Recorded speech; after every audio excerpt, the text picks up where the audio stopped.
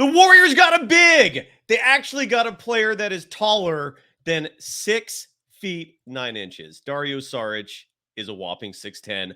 I don't care. It's good news. It's great news. The Warriors decided to go against the Hobbit mentality. They decided to go against Nelly ball. For your older Warriors fans, by the way, all of us who remember Don Nelson, small ball is traumatizing. So the Warriors got a big. We're stoked. We're ecstatic. And we're going to break it all down next. This is Locked On Warriors. You are Locked On Warriors, your daily Golden State Warriors podcast. Part of the Locked On Podcast Network, your team every day.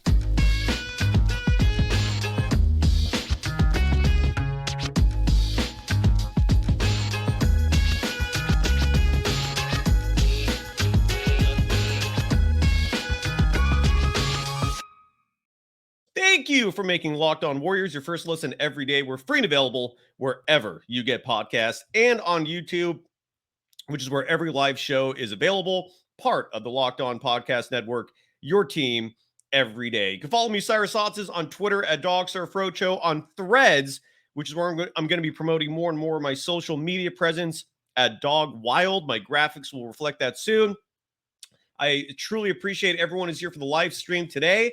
I'm looking at the chat. Andre, for example, is happy, and I know Andre is not an easy person to please. He stopped drinking and smoking today. Wow. All right. That's how big the Dario Šarić news is, and that is what happened this morning. Adrian Wojnarowski, after over a week of Dub Nation waiting for some good news, finally got it. We got some size. Dario Šarić, and I'm going to break down his stats in just a moment. No, Wilford Wang, you and everyone else who actually shows love to this show are the best, but I sincerely thank you for the very positive sentiments. But look, we woke up to fantastic news. Adrian Wojnarowski tweeted this morning that Dario Šarić and the Warriors have come to terms. We got a big, folks. I hate using that word we. I'm sorry. The Warriors got a big, and it is a vitally important a piece to this puzzle if they want to be contenders. But size is important, folks. Some people were telling me on social media that certain other media members out there were diminishing the importance of size in the NBA. That is utterly ludicrous. It is simple physics, folks. If you are taller than someone else, it is more advantageous when the bucket, the hole you're trying to put the ball into, is 10 feet tall. It's utterly asinine to diminish the value of size. Now, do you need like 5 7-footers out there? No. But do you need some help to ease the burden, the pressure that a lot of these smaller players are dealing with, especially on the defensive side? Offense is a different story. Even though on the offensive side of the ball, it helps if you're taller because you could shoot over people.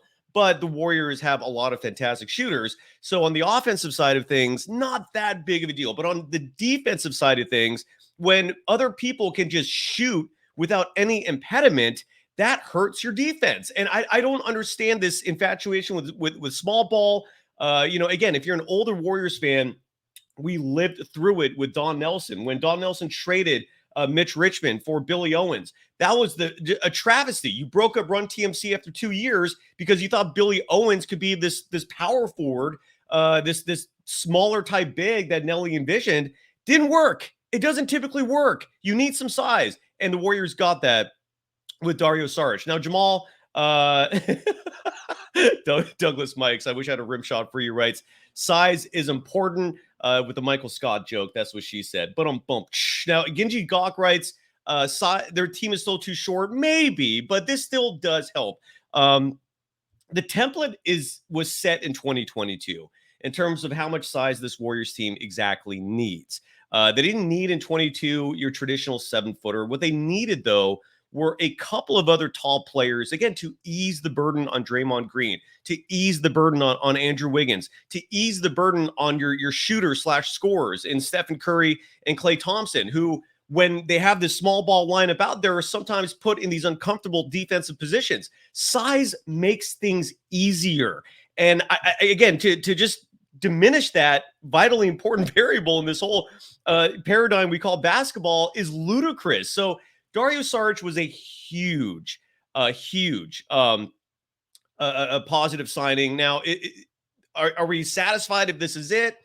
I don't know. It would be nice to still get one more piece out there, but for today, It's good news. Hell, it's great news. We're going to be in a positive stream of things for the second day in a row. Decided to go positive yesterday. Let's just continue the positive mantra. So, and Marvin Bonds, by the way, I'm going to address the chat throughout the show today when I'm solo. That's how I like to roll. Marvin Bonds writes, now let's go after JaVale McGee, who could be a buyout candidate. Important to note, by the way, the Golden State Warriors, it's like no one said anything. We're basing all this off of, common sense and making assumptions. But in all likelihood, they're going to go with 14 players. So there might only be one more signing. There might be two. I would love it if the Warriors went 15 and added someone else. Could be a TJ Warren, could be a JaVale McGee, could be a Javonte Green, who is a fantastic guard, by the way. But exactly. And Kurt Porter, you echo my sentiments to the T. If the Golden State Warriors in last year's postseason had big bodies against the Lakers, they beat them. I wholeheartedly agree. I still stick to what I was saying in that series, that the Warriors were the better team, but Kerr just was not playing the right players. He opted to keep going small against a much bigger team. I'm totally with you on that. Bay Area baller, my boy, Eric, great to see you, my friend, writes, what are you looking for with the last roster spot? Oubre, TJ Warren, Kaminsky, Willie Hernan Gomez. I'm not a big Hernan Gomez guy. I mean, he was great in that movie. He started with Adam Sandler. Not super big on him in terms of an NBA player. He's okay. He's a big body. TJ Warren is my favorite. He's the person I would happily roll with. Rick Celebrini, as the head of the medical staff for the Golden State Warriors, has proven himself to be incredibly effective. He's a huge reason why Otto Porter Jr. was available for the Golden State Warriors 2 years ago. Notice how he went to Toronto, never saw him again. So I have faith in Celebrini in terms of keeping players active. Klay Thompson came back from two of the most horrific injuries ever, and he's been durable since he's been back for the most part. So, Eric, and again, great to see you, brother. Kelly Oubre, I would not mind for the simple reason that, a lot of people were down on him in that 2021 season. The folks who hate on him, and I understand the criticism, like he didn't, I don't think he bought into Kerr's motion system. I don't think he bought fully into the team aspect of move the ball. Who cares about you, avoiding the self? But he's a 6'8" athletic freak. He is a decent shooter, not a great shooter, but defensively he's sound. And when you look at that roster in 2021, you're looking at people like Brad Wanamaker, people like Michael Mulder, people like Kent Bazemore getting super heavy minutes. It's hard for me to point the finger at Kelly Oubre Jr. as being the reason why that team still finished 6 games over 500, by the way, although Oubre also was not a part of that down the stretch. But regardless, those are the two players I'd go for. I think the Warriors, size-wise, if Trace Jackson Davis is the player we all think he is, should be okay. Now, would I be satisfied? Would I want more bigs? Yeah. Would I want more size? Absolutely. But again, just the fact that they got a big, they got someone who actually has a little size. And Dario Šarić has talent, folks. I'm going to try to bring the OKC Thunder Locked On host, the Locked On Thunder host, on the program soon, just because Saric played a lot of minutes for the Thunder last year, just to get his insight space, given that he watched him play night in, night out while he played again in OKC. And Khaled Ibrahim, you're absolutely right. And this was one of the problems with Kelly Oubre Jr., by the way. Khaled writes, he didn't want to come off the bench, still think he wouldn't like that. But that was 3 years ago. People's mentalities change. Sometimes, the old adage goes, pride is the last to fall. And maybe through his experience with Charlotte, maybe through his experience right now, given no one is expressing interest in him, sometimes those things humble you. Maybe he'd be okay coming off the bench now. I don't know, but you're absolutely right. That was one of the problems, and we all know Steve Kerr does not like anyone publicly challenging his authority. And so when Oubre said that, it was not shocking that he was gone soon after that. I don't want to, and again, I just want to get to all these chats. Real quick, though, I'm going to do one commercial break. We only got one today. And then I'm going to quickly go through Dario Šarić's stats from last season and kind of break down what he's going to bring to the table for the Warriors and break down what the Warriors now have on their roster in terms of their depth chart. And then I'm going to get to all the chat questions as much as I possibly can. Like Gregory Carter, for example, writes, the Warriors still need a 7-foot center. Maybe. But again, they didn't need a 7-foot center 2 years ago when they won the title. What like 6'8" and above is kind of maybe even 6'7". I mean, Draymond is proving 6'5". It would suffice for a big, but you're right. Most people are not Draymond. So I usually look for 6'7", 6'8" as being like that that low bar for your typical quote unquote big. But I'm with you, man. I'm totally with you. That Bol, by the way, speculation is that he's going to go to the Suns. And Jake Steven, DeMarcus Cousins, I wouldn't mind either of those players. I'm not familiar with Kofi Cockburn or Moses Brown. TJ Warren, though, again, is my little sneaky desire, just because if you get the maximum out of him, you're being rewarded tremendously. TJ Warren is a talented, gifted basketball player who's been traumatized by injuries for most of his career. And so if you get Rick Celebrini working his magic with a TJ Warren type, I have optimism there, you know? So anyway, so I'm going to get to the chat in just a minute. There's a lot of comments here.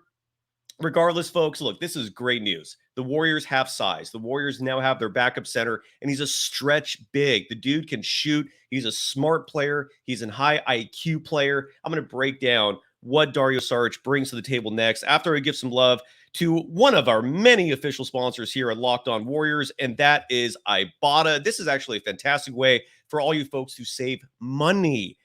I don't know about you, but if there's a chance to save money, I'm going to seize on that opportunity. I'm not filthy rich. I'm not rich, period. I'm barely getting by. I grew up lower middle class. I understand the value of a hard-earned buck, and Ibotta helps out with saving cash. Look, if you're picking up burgers and hot dogs for that summer barbecue, you're doing your shopping for maybe back to school already. Some people are psychotic and do that stuff super early. No offense. But regardless, whatever your shopping is, Ibotta can give you cash back on hundreds of grocery items, whether it's produce, personal care, pantry goods. The average Ibotta user earns $120 per year just for using a simple app.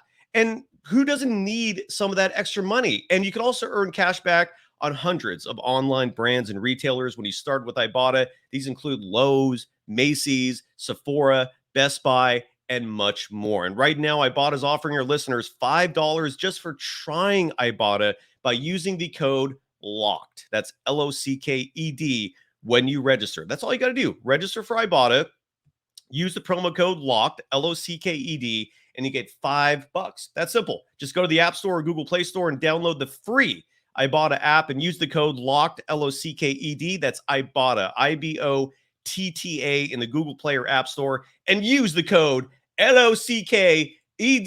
That is locked.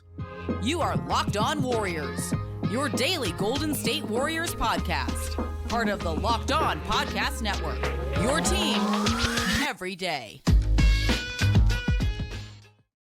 Thank you for making Locked On Warriors your first listen every day. Everydayers. Kyla Mills was supposed to join me yesterday. She has been swamped with her duties covering the San Jose. She has a lot of gigs. The San Jose Earthquakes, a lot of college athletics she covers.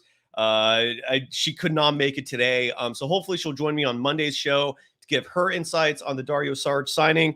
But regardless, if you follow us on Twitter, the show on Twitter at Locked On Dubs, we announce all our start times. We announce who's coming on the show. And we are going to have a lot of great guests this summer when things start really dying down. That's when I switch over to trying to get some big guests on the program. But regardless, on today's show, Dario Šarić. The Warriors have their center. And who is Dario Šarić? Well, he, what is he, Croatian? I believe he is Croatian. That is his ethnicity. His last name, Saric, S-A-R-I-C, has those interesting accentures above two of the letters. The letter S in Saric has that upside down arrow, or I guess an arrow pointed down over it. And the letter C has a traditional accent over it.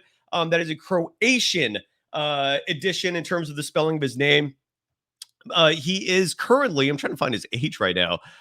He was born in 1994. So that means he's not even 30 years old yet. Is that correct? Yeah, he turns 30 next April 8th. So he's 29 years old.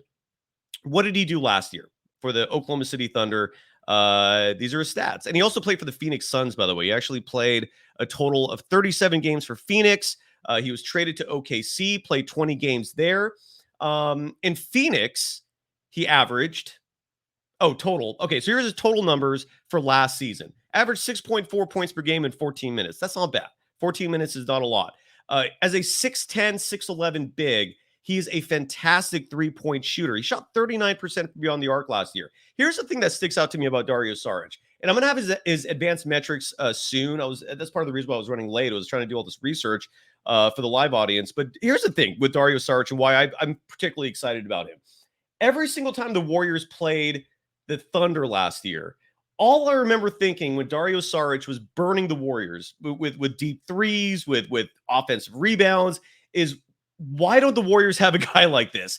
It was beyond frustrating. And I remember I tweeted this out. I remember I was publicly expressing this sentiment. I mistakenly thought that a year ago Saric was available as a free agent, but that was not true.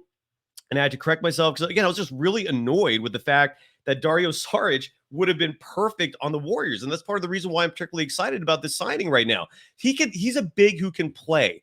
He's a decent rebounder. Career-wise, he averages 5.6 rebounds for his career. Last season, again, he averaged only 14 minutes of play, still put up 3.6 rebounds. He's a solid passer. He's I'm trying to look up his turnover numbers real quick to see if that he's someone who does do that often. And the answer is no. He averaged 1 turnover per game last year. He doesn't foul a lot. He averaged 1.7 fouls per game. And ultimately, again, you're getting a guy who's 6'5", or I'm sorry, who's 6'10", 6'11", probably 6'11" with shoes. He shoots over 50% from the field. But again, more importantly, perhaps, he shoots 39% from beyond the arc. And to have a stretch big like him, who can make things a little easier when it comes to rebounding, when it comes to giving other shooters an obstacle, so their shot is not just wide open and easy, and it will bring down shooting percentages for the opposition. It's a great pickup. I'm really stoked on it.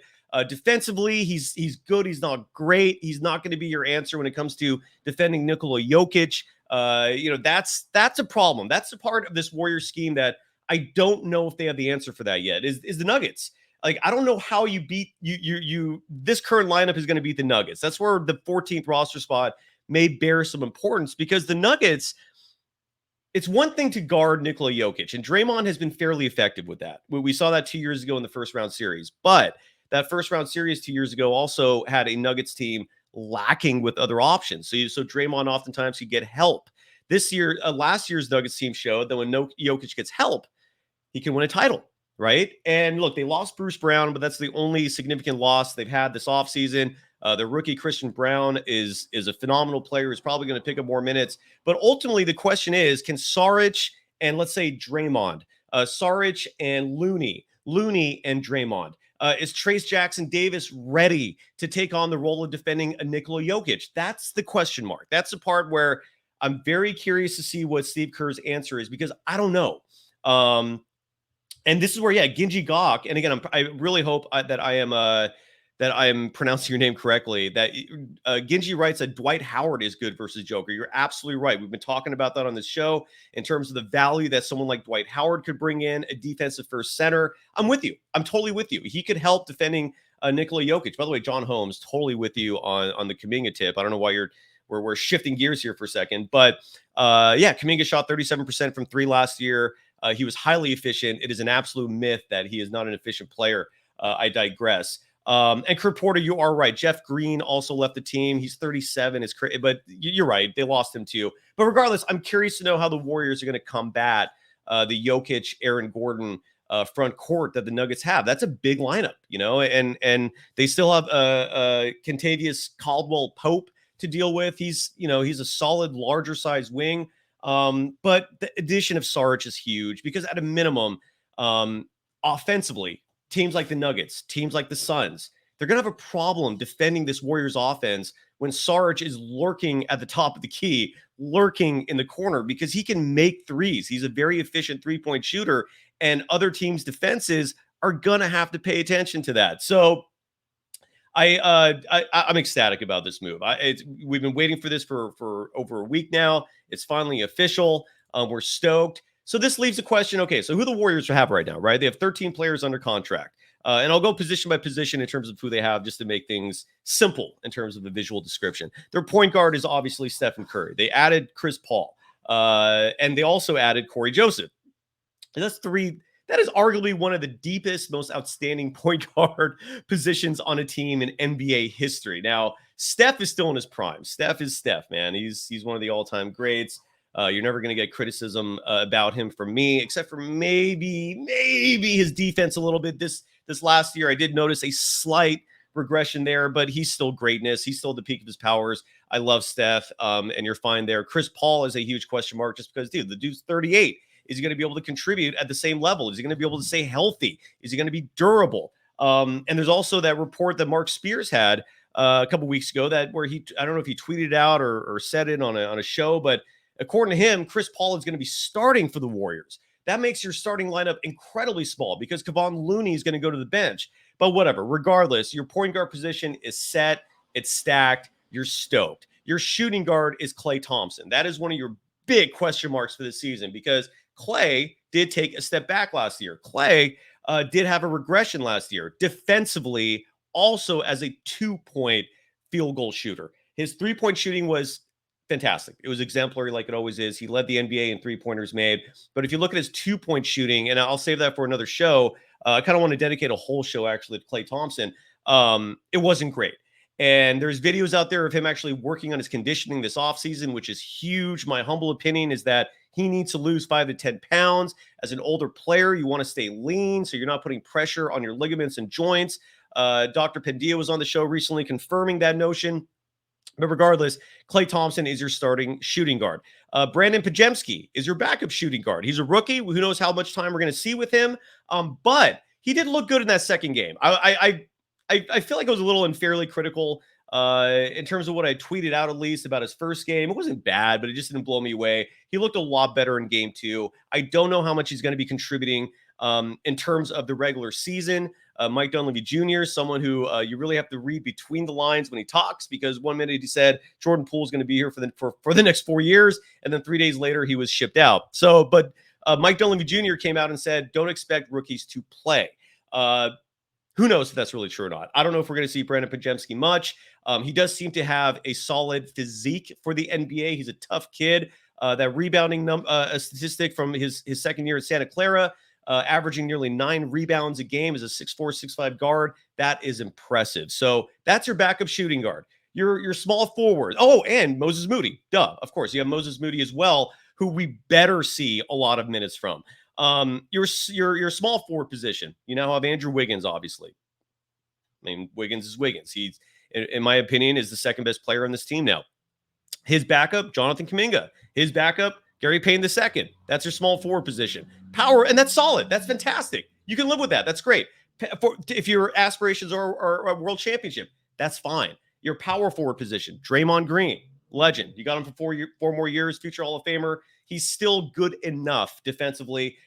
His offensive game, we all know what that is. And then his backup, Trace Jackson Davis, as your backup power forward. Again, I love that signing. To me, that was the salvation of the NBA draft. This is a kid who could step in and play right away. He's a prototypical Warriors draft pick from 10 years ago when they were nailing pick after pick with the simple formula. Go after proven commodities who have 3 to 4 years of college experience. That's what they did with Trace Jackson Davis. I can't wait to see this kid. And then at your center position, you got Kevon Looney, Mr. Iron Man himself, who we all, I think, love, even though he according to Mark Spears, he's not going to start. We'll see how that goes. And then now you have Dario Šarić as your backup 5. So that's not a bad lineup. It's incredible how simple one addition can change things. The Warriors needed size. They got size. They got a 6'10", 6'11" Dario Šarić. I'm freaking ecstatic about that. I think that is phenomenal. What's going on in the chat? Nick Fenske's writing, and I do trust Mark Medina. Mark Medina, by the way, would be a regular guest on this show if it wasn't for the fact that Fox Sports has exclusive rights to him. They're paying him. Good for him. But I love Mark. I consider him a friend. And according to Nick Fenske, who I do trust you, brother, you're writing in this chat that Chris Paul will accept a relegated role to the second unit. That is huge. If that's the case, even better. I'm feeling better and better about this offseason. Steve Wilton writes, Podziemski's rebounding has shown up in Summer League as well. Totally with you. I finally watched that second game, and I was actually impressed. I was pleased. I don't know, again, how much he's going to be contributing for this current incarnation of the Warriors, but I love the rebounding aspect. I love his ball handling. And if he shoots as well in the NBA as he did in college, 43% from 3, we're going to be ecstatic. So ATGYY writes, sign Boogie and Kelly Oubre, trade Klay for a point guard. Let's not, I don't want to get into the trading Klay notion, just because let's keep things positive today. This is 2 days in a row of pure positivity, folks.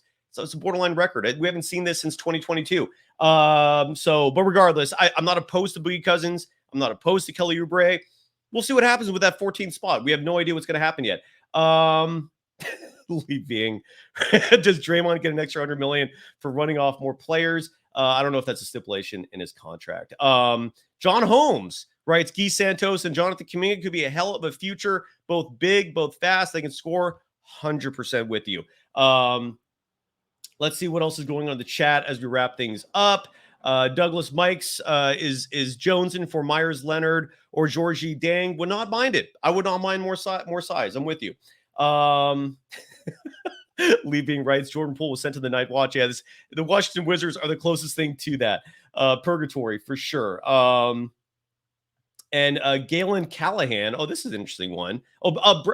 Bad hombre, by the way, before I get to that. Lester Quinones will probably get one of the 2 or 3 two-way spots. So we will see him, but I doubt he's going to get a guaranteed contract this year. That might be something we discuss next offseason. Probably not this offseason. I think the Warriors are gunning for a two-way spot for him. But a lot of potential there. I love Lester Quinones. I really wish he was offered the two-way spot last offseason with Quinndary Weatherspoon before they got replaced last minute by Ty Jerome and Anthony Lamb. I would love Quinones. I love the kid. I think he has talent. A little raw a year ago, but great player. Galen Callahan now writes, a lot of worry that the more players we add, the less Kerr will play Kuminga and Moody. Here's the way I will placate that concern. If Steve Kerr decides to jerk around Kuminga and Moody's minutes again this year, the Warriors, they're not winning a title. Plain and simple. They are fundamental to this team's success this year. Kuminga needs to become what Kawhi Leonard was to the 2013-2014 San Antonio Spurs. They both were in their third year. Kawhi Leonard was in his third year when he won Finals MVP. Jonathan Kuminga is entering his third year. Now, age-wise, they're about a year apart from where Kawhi was, but Kawhi Leonard in year 2 was almost a world champion, and he was still playing a pivotal part in the Spurs reaching the finals before Ray Allen got incredibly lucky and before Greg Popovich screwed the pooch by taking Tim Duncan out at the end of an NBA Finals game. That remains a massive blunder on his part. But so that is my how I'm finding peace with this rotation, with adding players is, look, if you trust Kerr, and we kind of have to, he wants a title, and I hope he is cognizant enough to realize you have to play those two kids if you're going to win a title this year. Have to, plain and simple. If you don't win the chip. That's it. See what else is going on in the chat here as we wrap things up. Barry Baller, Eric writes, I'm watching to see if Pajemski does anything with his right hand. He is a lefty, and undoubtedly when he plays, teams are going to be focusing on that left hand. So you're right. He's going to have to get better with that right, and maybe that's why we don't see him much this year. Who knows? Quiet Nerd writes, I would get another big for the 14th spot. I'm with you. No objection there. I would prefer that.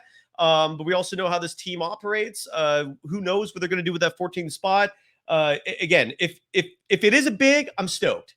And who that big is, whether it's a Nerlens Noel's, whether it's a Frank Kaminsky, whether it's a Boogie Cousins, a Dwight Howard, whoever it is, I'd be ecstatic for that. But if that 14th spot ends up being TJ Warren, Kelly Oubre, I would not hate that either. Now, if that 14th spot goes to Lester Quinones, it's not the worst thing in the world, but it wouldn't blow me away either. And again, yeah, hell of this, hell of that, writes, trade GP2 for a pick and sign Christian Wood. I don't know if you have to trade GP2 to make that happen, but I would love Christian Wood. I think he would be a fantastic fit on the Warriors. He's still out there. Jamal Benta writes, is it possible the 14th spot goes to Guy or Lester? Possible, yes. If you're trying to win a championship, is that what you want to do? I don't know. They're both, I feel like, a year away. Guy Santos maybe 2 years away from being NBA ready. DP writes, is Andre off the roster, meaning Andre Iguodala? He's not on the roster. No news regarding what his future is. Like, is he going to come back as a coach? Is he going to take the 14th roster spot? I don't know. No news right now. I would not be super stoked on that. Kurt Porter writes, trade Moody for Kelly Olynyk. Dude, you don't have as much faith in Moody as I do. I love Moses Moody. I would not make that trade. I think Moses Moody is going to be a fantastic player in this game. So I'm not a huge fan of that. Moving down, anything else? John Holmes writes, Bol is a possibility. I heard today that he's likely going to go to the Phoenix Suns. And there's a lot of teams angling for Bol. I would love him on the Warriors, especially now that you got Dario Šarić. I think Bol will be a fantastic element to this team, but who knows what the Warriors want. And again, it looks like the Phoenix Suns are aiming hard for him. Portola 45 writes, is Mac McClung available? I know the Lakers owned his rights as of last year. I don't currently know his contract status. I don't think the Warriors, though, are going to use that 14th spot for Mac McClung. I'm trying to see what else is in the chat here. Now, Douglas Mikes, you bring up an interesting point. Douglas Mikes writes, if the goal is to focus on Kuminga and Moody, it's useless to get another wing. Here's the other side of that. This Warriors team, a lot of their key pieces are old. What we saw this last season is that injuries are a part of the game. Andrew Wiggins missed, over half the season? So that is where it would be nice to get another wing, is because you never know. You never know what's going to happen. Klay Thompson missed a lot of games last year, not necessarily because of his legs, but because sometimes he'd wake up and his back would hurt. I mean, he had a lot of weird games missed for reasons like that. So that's where I'm not opposed to getting some depth in the wing position. I don't think it would be the worst thing ever. Ray Lang, you're absolutely right that Jonathan Kuminga is a good defender. Kurt Porter writes, do I like Hassan Whiteside as a rebounder, as a defender? Hell yeah. Would not be opposed to that. So yeah, I'm with you. Blasian Warrior writes, Bismack Biyombo, would not be opposed to that either. I like them. Yeah, these are all great. I endorse all of this. And then Douglas Mikes brings up Juan Toscano Anderson, who could be that 14th player. I would not rule that out. I don't think he'd be the worst thing ever. I think given with this roster, the way it's constructed, JTA was playing center at times for the Warriors 2 years ago, in a year that they won the world title. So I would not be opposed to that either. And John Holmes writes, who do you think is the starting five? The same starting five we've seen. If what Nick wrote in the chat is correct, that Chris Paul is okay coming off the bench, it's going to be Steph, going to be Clay, going to be Wiggins, going to be Dre, and going to be Looney. The same starting five that last year led the NBA net rating. Now, granted, we didn't see that starting five play together since December.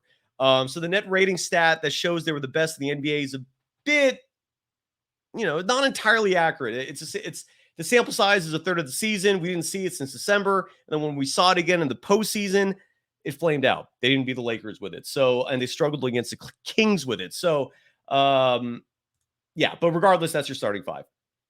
Blasian Warrior again writes, who do I see fits our system best as a center? Christian Wood, I think would be, he's a freak of nature athletically.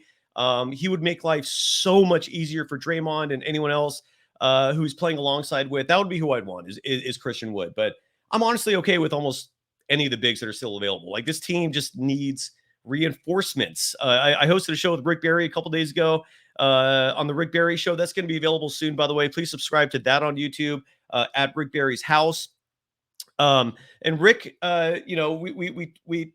we talked about that for a little bit in terms of this team and its size, and Rick's really encouraged. He doesn't think that the small size of the Warriors is going to be a detriment defensively, which is encouraging. I'd honestly be okay with anyone. To me, what Rick also said, and the reason why I brought that up is the Warriors, and I agree with this wholeheartedly, every championship team they had depth. Okay, outside of the Kevin Durant years, strength in numbers is an adage that was very accurate. Okay, it wasn't just a slogan; it reflected reality. So I'm never opposed to your 14th man on this roster being a good player. They find minutes and they help. Depth is good. So, anyways, that's that. So, big day, happy day. Dario Šarić is part of the Warriors. I'm stoked. I'm pumped. It changes a lot of things, folks. Sometimes one player is all you need. And when you look at that 2022 Warriors team and you look at this 2024 Warriors team, they're suddenly looking a lot more similar. And I think that's a huge part of the goal. So, and Joshua Renouf, I'm absolutely with you that I'm stoked. Chris Paul, if what Nick said is true, if Chris Paul's okay coming off the bench, that's huge. That's massively huge. Makes things a lot easier. And DP writes, you think there could be competition between Trace Jackson Davis and Kuminga? I don't think so, just because they play different positions. I know Kerr likes Kuminga more as a 4, but Kuminga's not going to be defending centers. Like that's not his game. You can't put that impetus on him. Trace Jackson Davis could. So those two could play alongside each other. I don't know if you remember last year, Kerr was infatuated for some weird reason with Kuminga and Lamb playing together. And so if Trace Jackson Davis replaces Anthony Lamb, hopefully Kerr sees something similar there. But I don't think there's competition between those two. Godfrey Mugamita, if I pronounce her name right, writes, I'm pessimistic at times. I wouldn't call that. I just think I'm realistic, but it's just, Warriors fans, if they hear negativity, they just, translate that to being pessimistic. Until today, I think there was very good reason to not be super ecstatic about this team. They were small. They still are kind of small, but they filled a hole that they desperately needed to fill, and that is Dario Šarić. So Vin Hunt writes, Kuminga raw, not as raw as he was his rookie year. And if you're watching the film from his workouts in the summer, now look, YouTube videos, Instagram clips, I know they don't mean a whole lot, but Kuminga looks polished in terms of his ball handling. His release looks faster. I don't think he's raw anymore. I think he's more than ready to go. So AB Prep Boy 33 writes, Trace Jackson Davis never seems to be healthy. That's not true. He was very durable in Indiana. In 3 of the 4 years he played there, he played all the games. And one of the seasons, I think he missed a few, but he still played 27 on the year. So I do not agree with that. Yes, he has a hamstring injury right now that has kept him out of the California Classic and from the first Summer League game. But let's hold off on making that assumption that he is an injury-prone player. And I agree with you, Blasian Warrior, that I'd love to see him in Summer League, and let's hope that happens soon. Thank you to everyone for joining us. This was an awesome day. This was an awesome morning. Thank you to Adrian Wojnarowski for waking me up with great news. And you're right about Trace Jackson Davis. I get it, but it's only been 3 games so far, spanning a week and a half. Let's not assume that he's going to be injury prone just for that. Vin Hunt, I thank you for the kind words. And again, subscribe, like, do all that stuff. But most importantly, Dub Nation, enjoy your weekend. We got some great news. We'll be back at this Monday. Kylan will join me. We'll get her perspective. And who knows, maybe there'll be another signing by then. So until then, have a great weekend, everyone. Thanks for joining me. And go Dubs. Peace out. Later. And thanks, John Holmes. You're the best. Thank you. Bye, everyone. Have a great weekend.